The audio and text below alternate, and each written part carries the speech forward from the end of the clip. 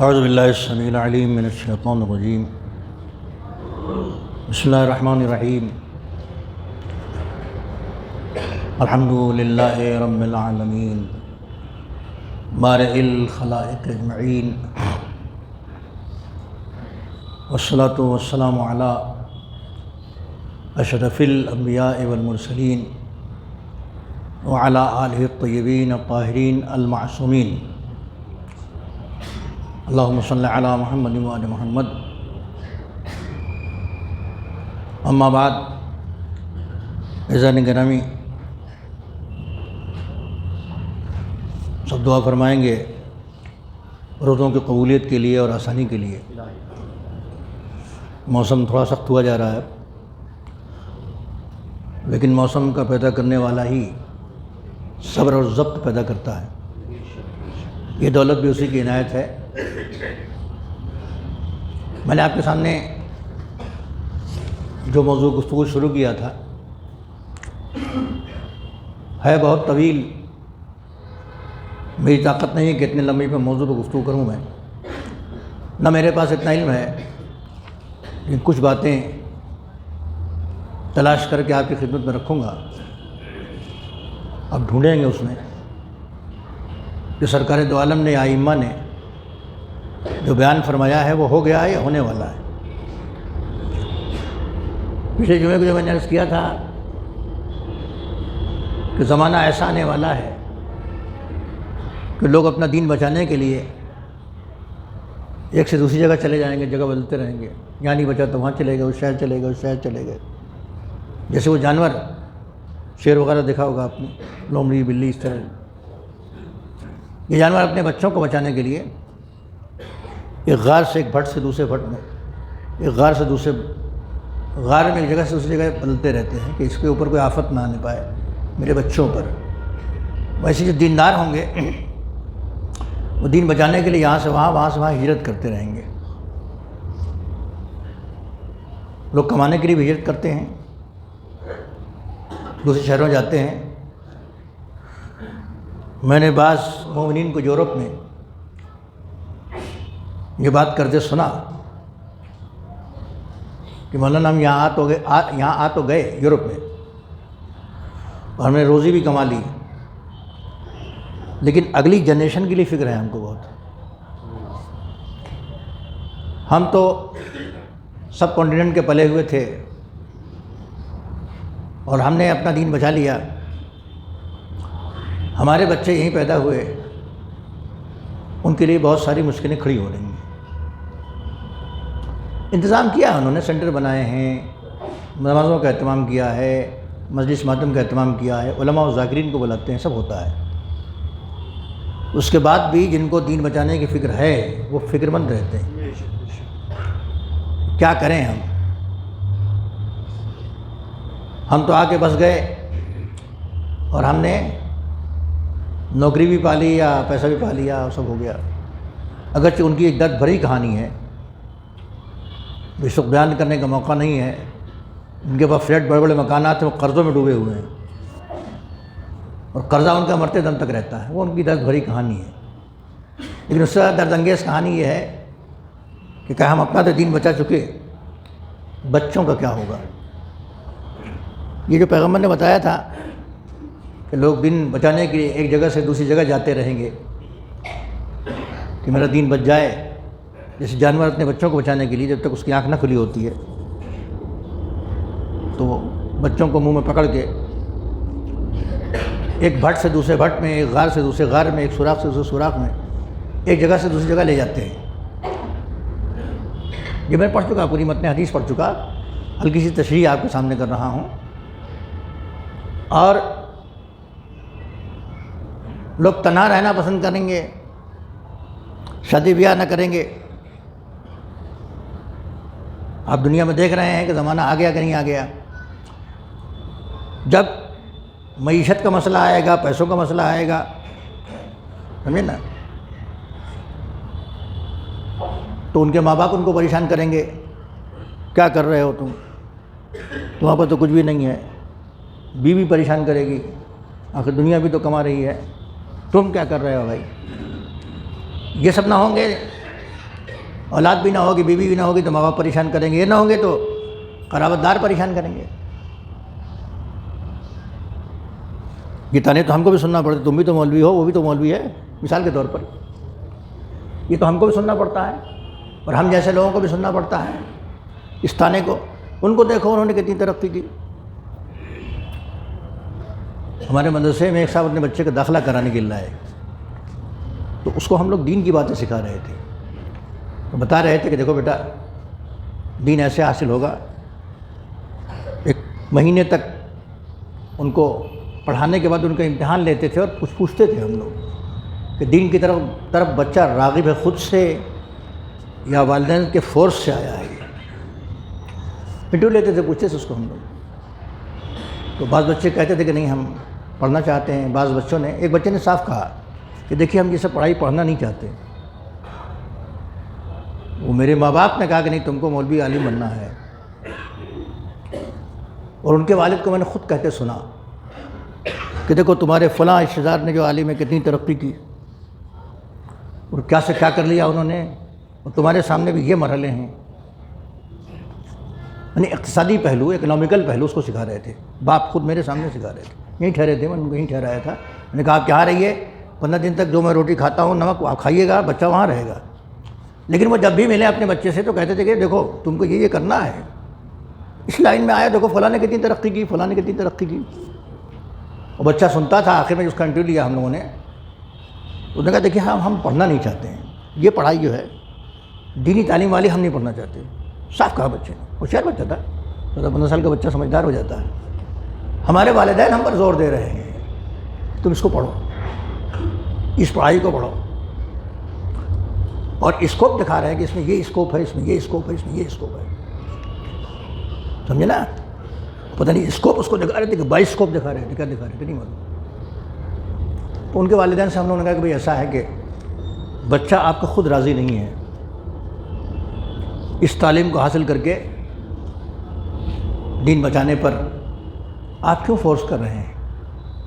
یاد ہی جب میں نے پڑھی تو ہمیں خیال آیا اس بچے کا، خیر وہ نہیں ٹکا، نہیں رہا، کہیں چلا گیا، وہی دوبئی میں کہیں کام کرتا ہے، وہ اس کام میں نہیں آیا وہ۔ تو اگر والدین ہوں گے وہ فورس کریں گے، بیوی فورس کرے گی، بال بچے فورس کریں گے، اور جب نہیں کما پائے گا اور جو ہے وہ اتنا نہیں لا پائے گا تو لوگ اس پر طعنہ زنی کریں گے اور اس کو ایسی چیزوں کی تکلیف دیں گے جو اس کے بس میں نہیں ہے، تکلیف مالا یطاق، اور اس کو ایسی جگہ جانے کے لیے کہیں گے جہاں ہلاکت ہے۔ ابھی زمانہ آ گیا کہ نہیں آ گیا؟ یہ آپ پر چھوڑتا ہوں، آپ بھی زمانہ دیکھ رہے ہیں، میں بھی زمانہ دیکھ رہا ہوں۔ سرکار تو فرما کے چلے گئے۔ ان پیشن گوئیوں میں یا آگے کی باتوں میں 2 قسم کی حدیثیں ہیں۔ ایک تو یہ کہ حضور نے فرمایا کہ ایسا زمانہ آئے گا لوگوں پر، تمام لوگوں پر ایسا زمانہ آئے گا۔ بعض حدیثیں جو میں آپ کے سامنے پڑھوں گا اس میں ایک میری امت پہ ایسا زمانہ آئے گا۔ تو ہمیں دونوں طرح کی حدیثیں لے کے ہوشیار رہنے کی ضرورت ہے، زمانے سے ہم الگ نہیں ہیں، لہٰذا جو زمانہ آئے گا اس میں ہم کو ہوشیار رہنے کی ضرورت ہے۔ اگر سرکار فرماتے ہیں کہ ایسا زمانہ آئے گا کہ ایسا ہو جائے گا، ایسا ہو جائے گا، ایسا ہو جائے گا، تو ہم لوگ زمانے کے اندر ہیں۔ اگر سرکار یہ فرماتے ہیں کہ ایسا زمانہ آئے گا میری امت پر، تو ہم لوگ امت میں ہیں، اور ہم ہی لوگ امت میں ہیں، اور کون امت میں ہیں؟ صحیح امتی تو وہی ہے نا جو اہل بیت کا پیروکار ہے۔ تو زیادہ ہوشیاری کا مقام ہمارے لیے ہے، چیتاونی ہمارے لیے ہے، اس طرح کی باتیں ہمارے لیے ہیں کہ تم ہوشیار رہنا میرے چاہنے والوں۔ آپ کا وقت زیادہ نہ لیتے ہوئے میں دوسری حدیث سنا رہا ہوں، غور سے سنیے۔ قال رسول اللہ سیاتی علی الناس زمانٌ، یہ زمانہ آ گیا کہ نہیں آ گیا یہ آپ سمجھیے گا، دیکھیے گا۔ حضور نے فرمایا سیاتی علی الناس زمانٌ لا ینال الملک فیہ الا بالقتل والتجبر، ایسا زمانہ لوگوں کے اوپر آنے والا ہے کہ ملک اور حکومت پا ہی نہیں سکتے لوگ جب تک قتل نہ کریں اور ظلم و ستم نہ کریں۔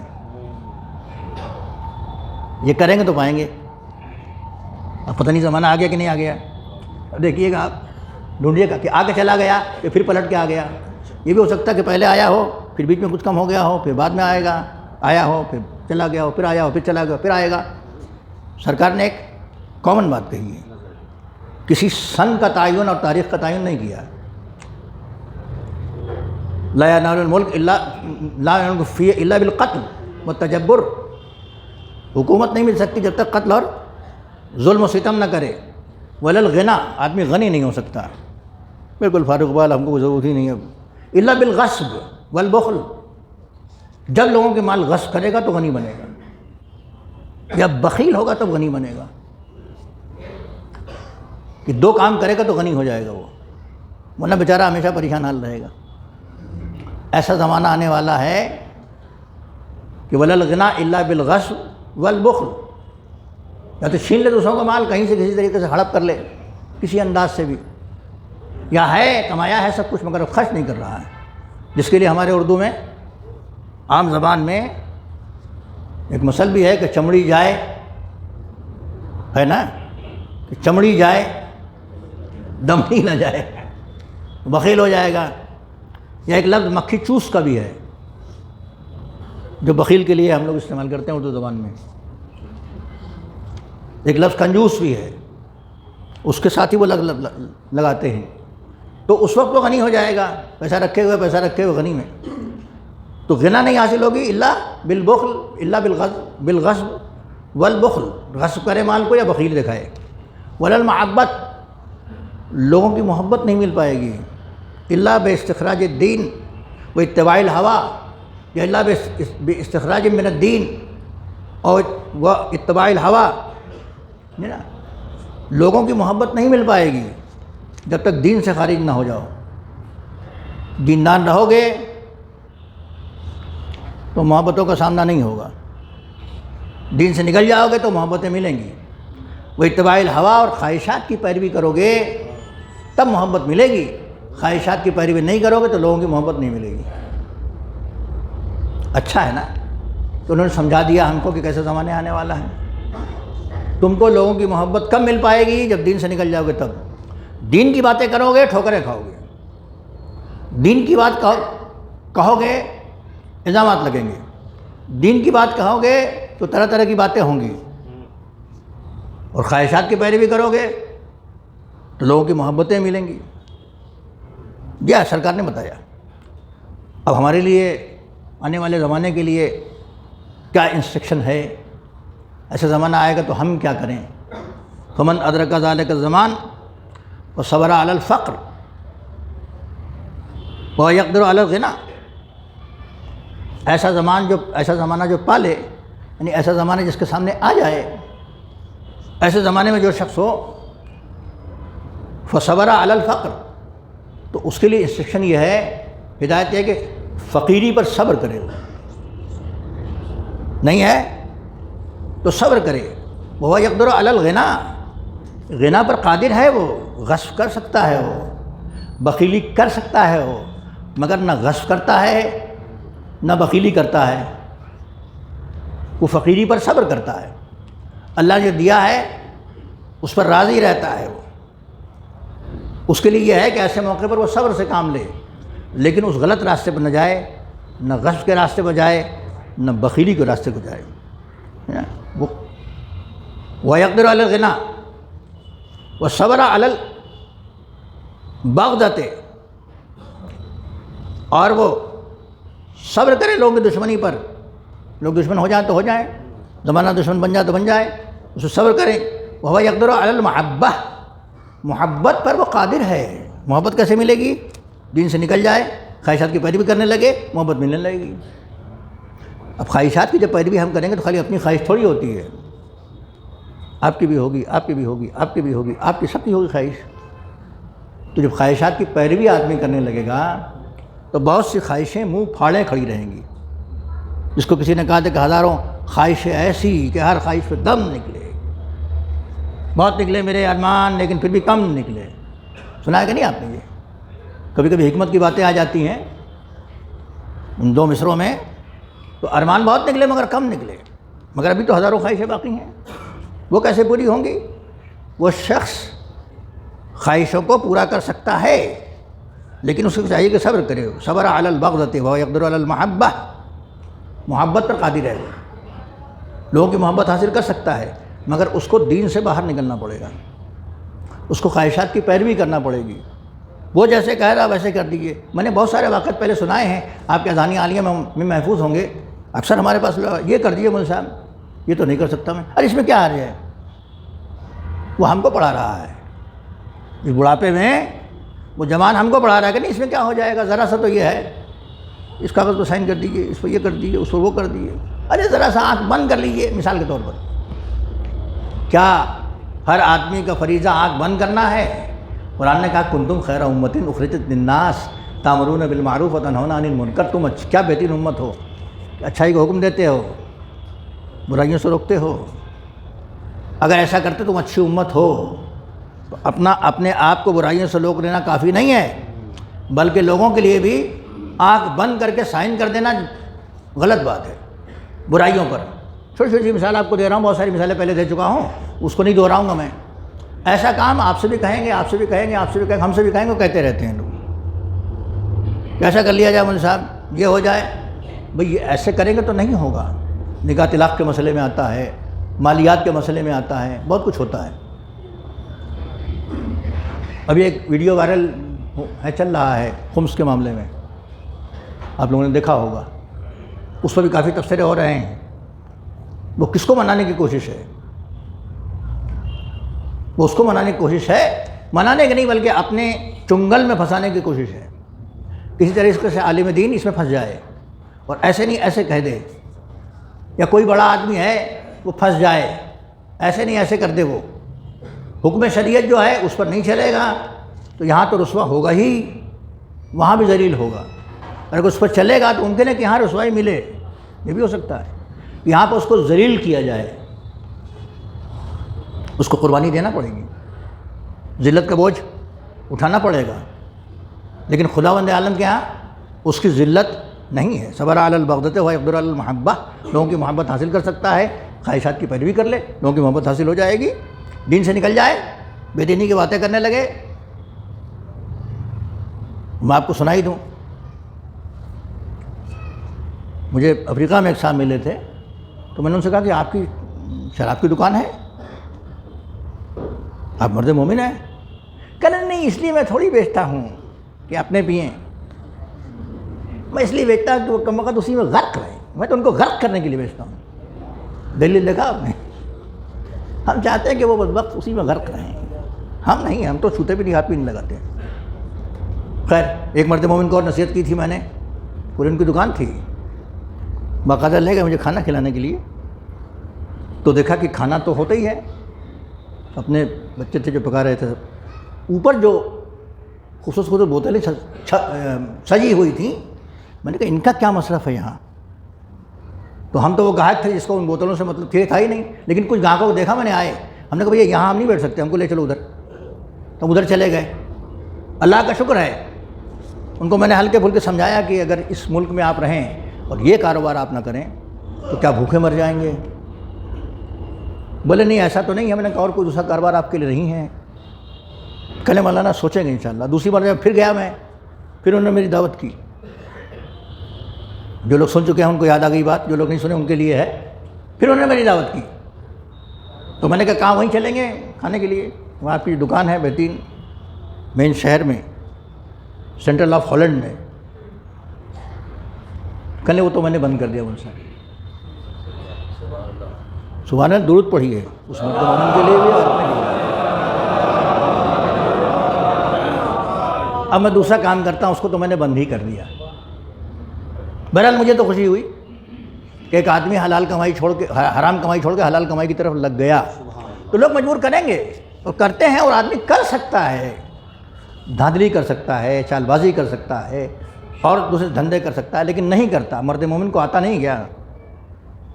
آتا ہے، سب کچھ آتا ہے، مگر مرد مومن یہ کام نہیں کرے گا۔ کیوں؟ بندوں کے خوف سے نہیں، خدا کے خوف سے۔ وہ محبتیں حاصل کر سکتا ہے، وہ صبر علی الذل، اور ذلت تو صبر کر جائے گا، ویقدر علی العز، ذلت اس کو ملی، صبر کر جائے گا۔ قادر ہے عزت پانے پر۔ اگر وہ پیروی کر لے باطل کی اور ان کی بات مان لے اور ان کی محبتوں کے تقاضے کو پورا کر دے، اس کو عزت ملے گی اس دربار میں، اس جگہ۔ لیکن باطل کے تقاضوں کو یہ پورا نہیں کرتا، وہ صبر علی الذل، ذلت برداشت کر لیتا ہے جو وقتی اور ٹیمپریری ہے، اور اس محبت پر کی طرف نہیں جاتا۔ وہ قدرت رکھتا ہے عزت حاصل کرنے پر، اچھا وہ بھی عزت ٹیمپریری ہوتی ہے، دائمی نہیں ہوتی ہے۔ ہمارے سامنے ہمارا جو یہ گروہ اثنا عشری امام حسین کے چاہنے والے جہاں جہاں دنیا میں ہیں، ان کے سامنے تو سرکار سید الشہداء کی زندگی ہے۔ اتنا ذلیل تو ہم کو آپ کو نہیں ہونا پڑا جتنا بعد حسین ان کے خاندان والوں کو ذلیل کرنے کی کوشش کی، اتنا تو ہم کو نہیں ملا نا آج تک۔ کتنی کوشش ہوئی، اور جو عزت پانے کی بات کر رہے تھے، رہ کہ حکومت مل جائے گی اور کیا ہو جائے گا اور کیا ہو جائے گا، امام حسین نے کہا کہ تم کو وہاں کا گیہوں کھانا بھی نصیب نہیں ہوگا جو تم سوچ رہے ہو، وہ نہیں ہوا۔ بعد میں خود اس کے دوست نے، اس کے ساتھی نے، اس کے بادشاہ نے اس کو دھوکہ دیا، اور مختار نے جب پکڑا تو ساری کسبل نکال دی جو گرفتار کیا انہوں نے۔ تو جو ٹیمپریری عزت کو سمجھ رہا تھا وہ عزت ختم ہو گئی، اور نام حسین آج بھی زندہ و پائندہ ہے۔ درود پڑھتے محمد والے محمد۔ وقتی ذلت کی بات تھی، اس کو ذلت کہا ہے امام زین العابدین نے کہا ہے کہ اوقات و ذلیلاً، مجھے غلاموں کی طرح سے لے جائے، مجھے ذلیل کیا گیا، لیکن کیا ذلیل ہو گئے؟ کیا ذلیل ہو گئے؟ جس کو زنجیروں میں جکڑ کے لایا گیا تھا، وہ تقریر کرنے کے لیے کھڑا ہوا، تو کون سی طاقت تھی جس نے سارے مجمع کو خاموش کر دیا؟ کون سی طاقت تھی وہ؟ ایک نحیف نوجوان جو زنجیروں میں جکڑا ہوا ہے، جس کی آواز بھی گھٹ رہی ہے، وہ اسیر عورتیں جو بھوکی اور پیاسی نحیف اور کمزور ہیں، وہ اشارہ کرتی ہیں تو جانوروں کے گلے میں جو گھنٹیاں ہیں اس کی آواز رک جاتی ہے۔ یہ کون سی طاقت تھی جو ان آوازوں کا گلا گھونٹ رہی تھی اور اس آواز کو بلند کرا رہی تھی؟ عزیزان گرامی، یہ ہمارے سوچنے کے لیے اتنا کافی ہے۔ وہ عزت حاصل کرنے پر قادر ہے، مگر کبھی بھی خواہشات کی پیروی نہیں کرے گا، کبھی بھی غلط کام نہیں کرے گا۔ اگر کوئی ایسا کر لے جائے، فقر پر صبر کرے،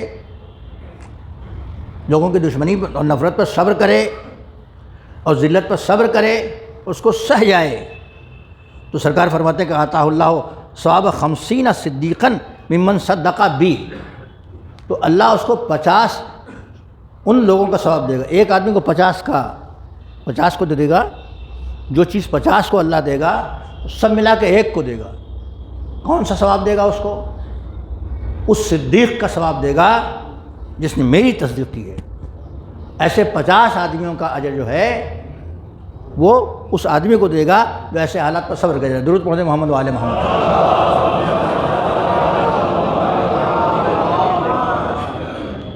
اور ایک حدیث اور سنا کے آپ کی ذمت تمام کر تشریف انشاءاللہ بعد میں کریں گے۔ سیاتی علی الناس زمان علی امتی،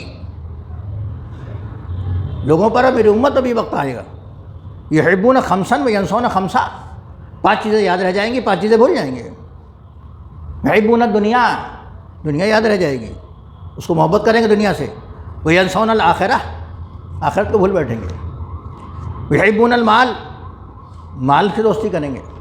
وہ ینسون الحساب، حساب کو بھول جائیں گے۔ ایک ایسا زمانہ میری امت پہ بھی آئے گا، اور زمانے پہ بھی آئے گا، دنیا میں بھی لوگوں پہ بھی ایسا زمانہ آئے گا، میری امت پہ بھی ایسا زمانہ آئے گا کہ لوگ مال کو دوست رکھیں گے، حساب بھول جائیں گے کہ مجھے حساب بھی دینا ہے۔ یحبون النساء، عورتوں کو دوست رکھیں گے، ان سے بڑی محبت کریں گے۔ وینسون الحور، جنت میں جو ملنے والی حور ہے اس کو بھلا بیٹھیں گے۔ یہ جائز والی کا مسئلہ نہیں ہے، جائز والی عورت کا مسئلہ نہیں ہے، یہ اس سے تو محبت کرنا ہی کرنا ہے۔ جس کو بیاہ کے لائے ہیں صیغہ پڑھ کے شریعت کی چھاؤں میں، اس سے تو محبت کرنا ہی کرنا، اس کو تو تفصیلی وہ ہے۔ یحبون النساء، ہم عورتوں کو دوست رکھیں گے۔ وینسون الحور، حور جو جنت میں ملنے والی حور ہے اس کو بھول جائیں گے۔ ویحبون القصور، وینسون القبور، قصر بڑی بڑی عالیشان عمارتیں، اس کو دوست رکھیں گے، قبر کو بھول جائیں گے۔ ویحبون النفس، نفس کو دوست رکھیں گے۔